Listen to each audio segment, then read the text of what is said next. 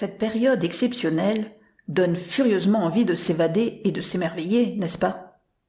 Ça tombe bien, l'art est un excellent guide en la matière.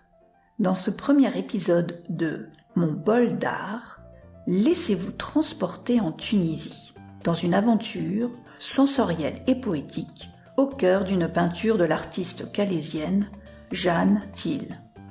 Je suis Maric, médiatrice culturelle au Musée des Beaux-Arts de Calais.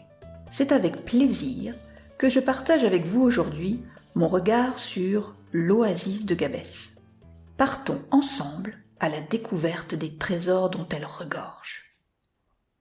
Le véritable voyage de découverte ne consiste pas à chercher de nouveaux paysages, mais à avoir de nouveaux yeux.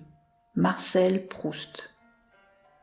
Au XIXe siècle, plusieurs générations d'artistes européens se sont passionnés pour la représentation d'oasis et de caravanes de nomades. Jeanne Thiel reprend à son compte ces sujets emblématiques. Elle peint plusieurs versions de la halte d'une caravane dans l'oasis de Gabès.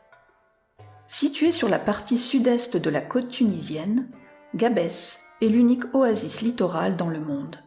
Un véritable patrimoine naturel riche en biodiversité végétale et animale. Les habitants de Gabès aiment l'appeler le paradis du monde. La Tunisie est un sujet majeur dans l'œuvre peinte de Jeanne Thiel. Elle ressent un véritable coup de foudre pour ce pays inondé de lumière et de soleil, qu'elle représente abondamment dans de nombreuses toiles. Gabès est une ville considérable, bien peuplée, entourée d'un véritable bois de vergers qui se succèdent sans interruption et qui produisent des fruits en abondance, de palmiers, d'oliviers. Al-Idrissi, vers 1100. Ce havre de verdure où foisonnent aux portes du désert des milliers de palmiers dattiers, élançant vers le ciel leur luxuriant feuillage, plante un décor végétal idéal à cette scène, peinte par Jeanne entre 1930 et 1940. Imaginez-vous la scène. Au premier plan, de l'eau. Sans doute un plan d'eau artificiel servant à irriguer les plantations alentour. Dans cette eau miroitante se reflètent les taches colorées de nombreuses silhouettes d'hommes et d'animaux. C'est une palette où se mêlent étroitement des touches d'ocre, de brun, de mauve, d'orangé, ainsi que des camailleux de vert, de l'émeraude au vert pâle. Et puis, surprise, là, tapis dans le coin inférieur droit du tableau, une tache couleur sang. Quel coloriste inspiré cette Jeanne Thiel.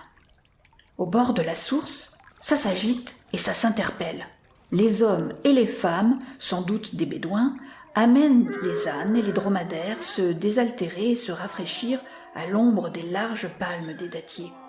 Pour animer cette scène, l'artiste illumine sa composition de lumière, avec des touches intenses, de blanc, d'ocre doré, d'orangé et de rouge intense. Elle joue avec l'ombre et la lumière. Et puis, notre regard s'élève dans les hauteurs de l'arrière-plan.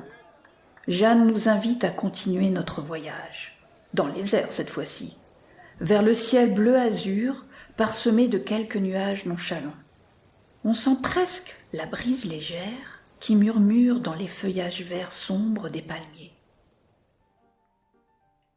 Si la découverte sonore de l'oasis de Gabès, peinte par Jeanne Thiel, vous a plu, venez la découvrir physiquement au Musée des Beaux-Arts de Calais.